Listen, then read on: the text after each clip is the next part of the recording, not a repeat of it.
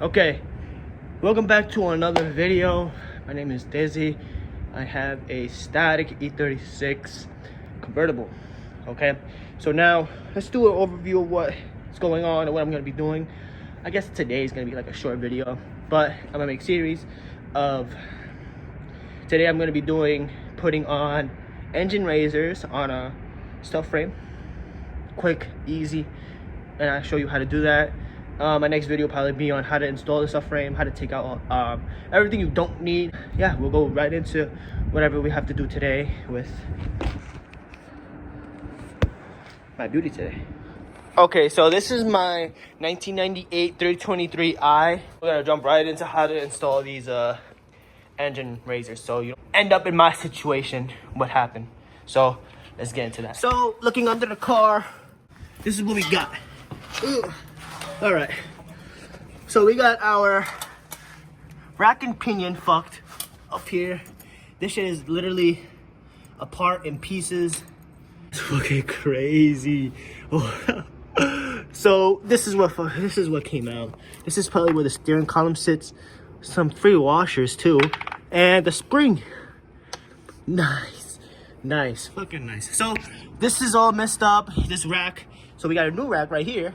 We're just going to install those engine raisers that you see right over here, and I'll show you what to do, and there's different options how to do it.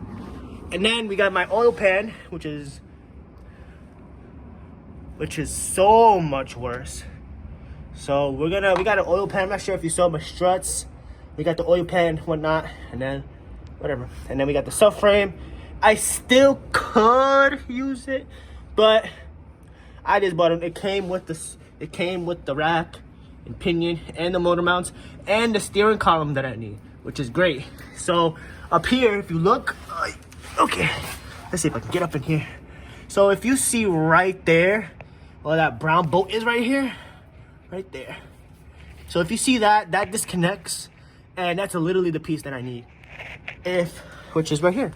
So if this piece did not come with the rack, I would have been fucked.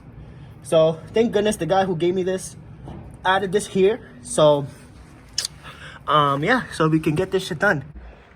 So I ultimately wanted to pull the motor out and shave the motor, paint the motor, do a little refresh on the gaskets on the bottom end, the oil filter housing. I wanted to do a whole bunch of stuff, but honestly, at the time right now, it's not a necessity right now. I've been wanting to be outside for a long time. I had very first time you see my YouTube channel, I had my 1J 350Z. That was a complete fail. I had an RSX, a purple one. I'm not sure if it's on there, but it was purple. Then it got fucked because of the wrap. I'm gonna call them out, Tiny Bot. It was the wrap. And then I had my RSX last year, which was the fucking best. So unfortunately, it was giving me some problems and whatnot, but it was fucking static as fuck. It was static. So now we're with this, and I'm grateful for it, because for the first ride, it was awesome. I rode it for 10 minutes. Unfortunately, I did blow my oil pan and my rack and pinion, but the first ride, I felt like I was... You saw my videos on Instagram. If you don't follow me, it's Dizzy_025_. You'll find me. Yo, that shit was dumb. It was dumb. I was skating all over the place. So we're gonna get this shit right. We're gonna get this outside for summer, and let's get into the first step on how to raise your motor.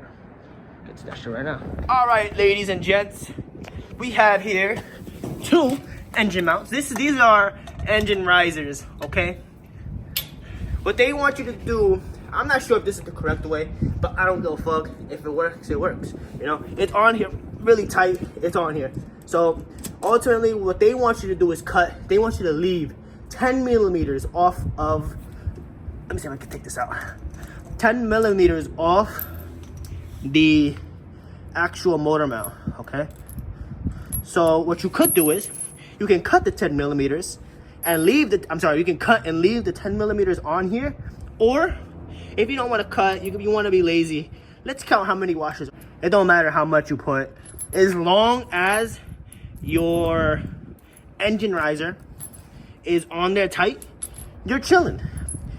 And as long as your motor mount is okay, you're good. This is a solid motor mount, okay?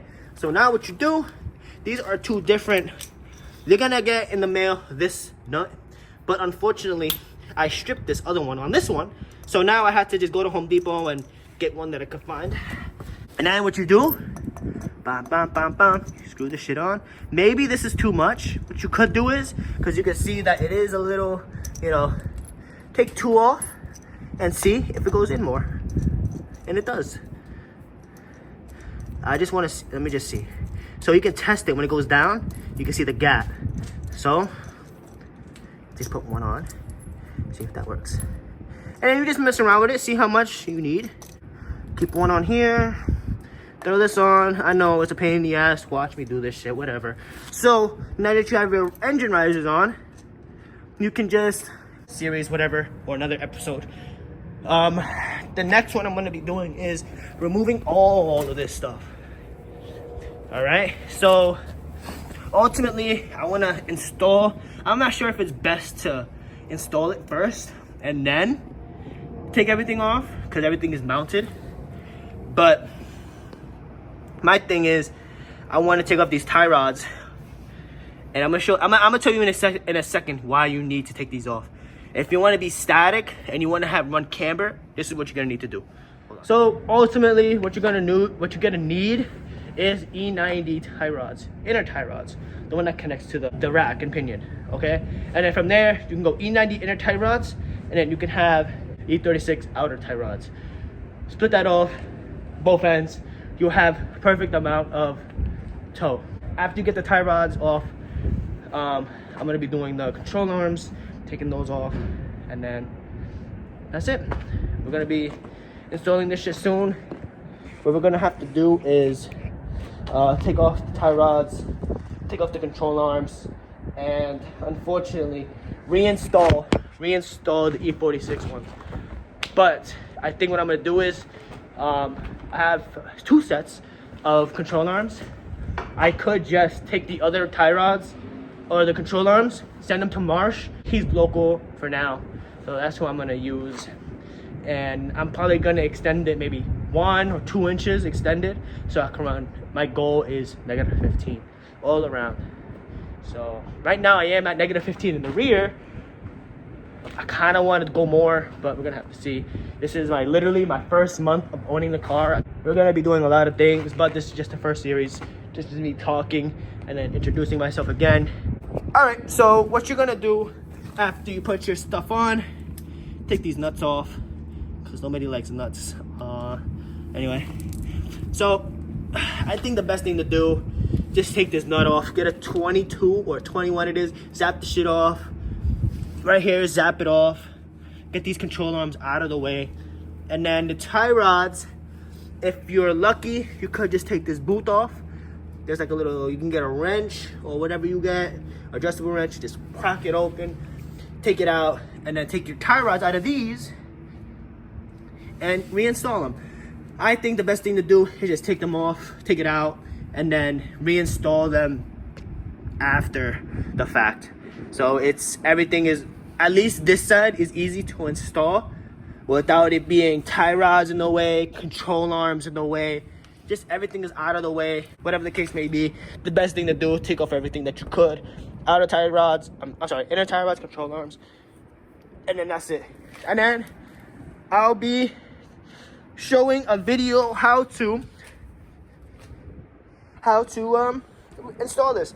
Right now, the point was to introduce myself, introduce the car, and show you a little clip how to install engine risers on the E36, so you don't become like me, where you have a block of your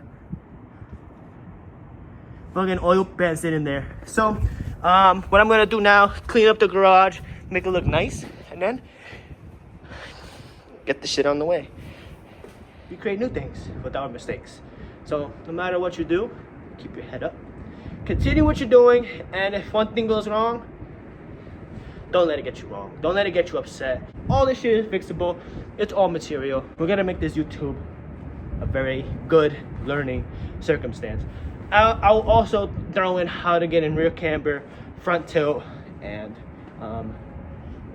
all that fun stuff in the next one. Once I come back, I'll get the motor raised so I can take the subframe out, and then we'll do a whole thing on the subframe stuff.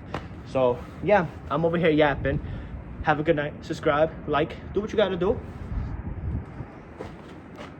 Stay tuned for the build. Stay tuned, because this shit is gonna be awesome. It's gonna be so awesome, people are gonna want to review it. I won't let you down. Bye-bye.